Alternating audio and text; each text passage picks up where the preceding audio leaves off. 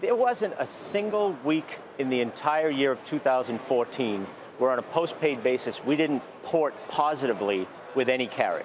So Verizon, AT&T, and Sprint, coming to us. And we added 8.3 million customers last year, up from, 4 point something the year before. So 13 million customers in 2 years, not counting the 9 million we got when we acquired Metro PCS. So the growth continues.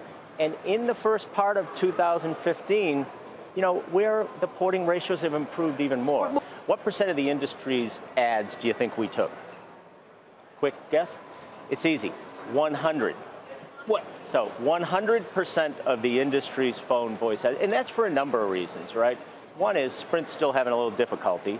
AT&T is off doing a lot of other things. They've forgotten their customer base, and what your kids are seeing is what we launched is called the Un-carrier revolution. And they love that. They love that thing even more than the chainsaw Sprint thing. Today's very important, Jim, because I was accused in the second half of last year of thinking more about customers than shareholders. Which, by the way, is you can judge from the balance. We've shown that profitability will follow. We gave huge guidance, which I think is the positive news that's coming forward. And this Un-carrier revolution is one by one taking all the things that everybody hates about wireless and eliminating them structurally forever. And I also kind of hinted today, it's more coming. And that's what I think right now AT&T and Verizon would like to take a breath, maybe go back to the historical strategy 101, which is, oh my God, this hurts. Maybe if we give them a few share points, they'll go away. But we're going to have the foot on the pedal. Wasn't Kim Kardashian? You didn't like it, no? I don't know. I think it got mixed reviews. It wasn't mentioned in the top Super Bowl ads. We've already seen her rear end before, You have? Well, we had on the cover of a magazine. I hadn't. So, sometimes, listen, I'll comment on the Super Bowl. What I told my team is I want to be in the top 5 or the bottom 5, not in the middle. I want to break through the clutter. And we did 3 sets of ads, one with Kim Kardashian. Give her credit. It was self-effacing. She made fun of herself. She's got 28 million Twitter followers, 25 million Instagram, 25 million Facebook. She causes activity. She was noticed. It was a split vote. Chelsea Handler and Savra Silverman, very well noticed. Rob Riggle. But people took notice. We had fun. Not a spokesperson. Plenty of people have taken notice, John, over these last couple of years and the great success you've had. But, the way that you sort of say, well, AT&T's focused on other things. All right, perhaps a fair point, but they've noticed.